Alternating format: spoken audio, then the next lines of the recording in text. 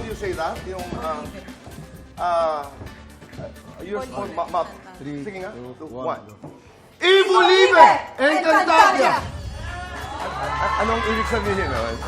Mabuhay. Mabuhay ang Encantadia. Terra Flamara, tama ba? Opo.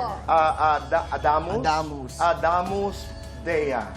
Ako naman po ay kasama sa mundo ng Encantadia. Hindi pa na ipapakilala sa inyo. Pero ito yung, hindi totoo, ito yung sorpresa na nautusan ho ko ipakilala ngayon ang aking karakter sa Encantadia. Ako po si Baklava.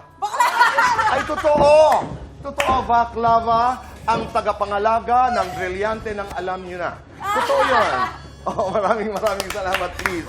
Totoo yun. Love it, Tito Boy. Wow! Ilang oras na lamang, Bianca.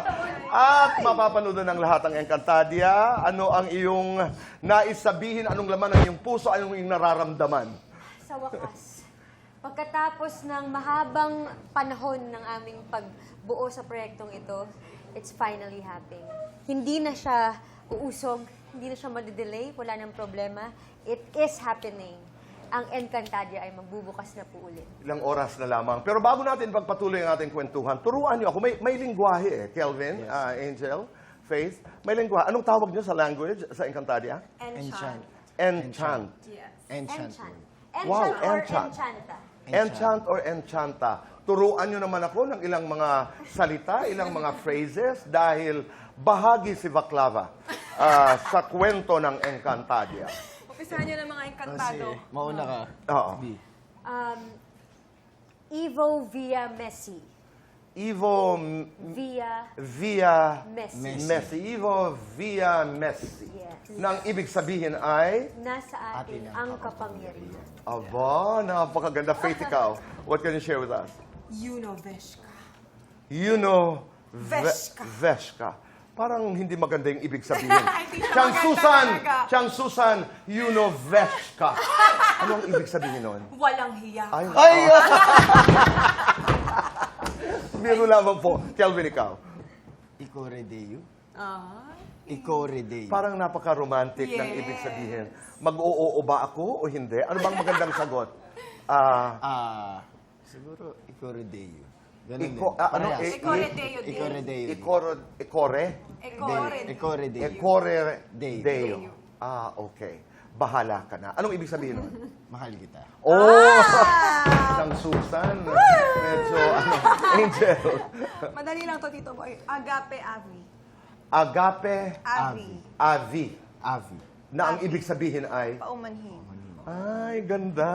Ang mas malalim naman dito, boys, poltre. Mas Poultry, mga malalim, manok. patawarin. Patawarin. Akala ko mga manok. Poultry.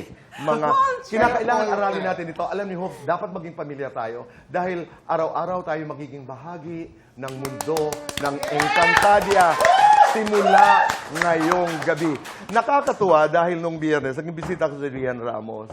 Isa sa mga nakakatuwang revelasyon ni Rian, 2 taon binuno at pinaghirapan, pinuhunanan ng pagmamahal, dugo at pawis ang Encantadia. After Encantadia daw, after the taping, dahil nga punong-puno ng puot ang kanyang sarili dahil kay Metina, the role that she plays, nagpa-botox siya. Totoo, sinabi ni Ria. Stress niya. Kinakailangan daw talagang gumanda siya ng gusto. Hindi niya na kinaya. Kasi Tito Boy, that was 2 years. Correct. Na yun at yun lang ang ginagawa niya. At laging galit na galit daw siya. Kayo ba? Anong ginawa niyo after? Ako lumamon. Parehas. Kumain. Lumamon. It's safe to say na pare-parehas kami ng ginawa. As in, kain Kumain talaga kami ng kain. kahit na anong gusto namin.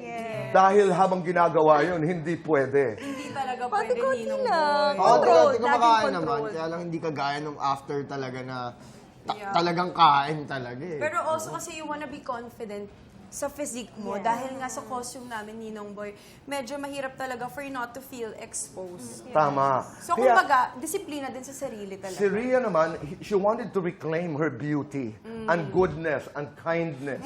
Kaya, napaboto.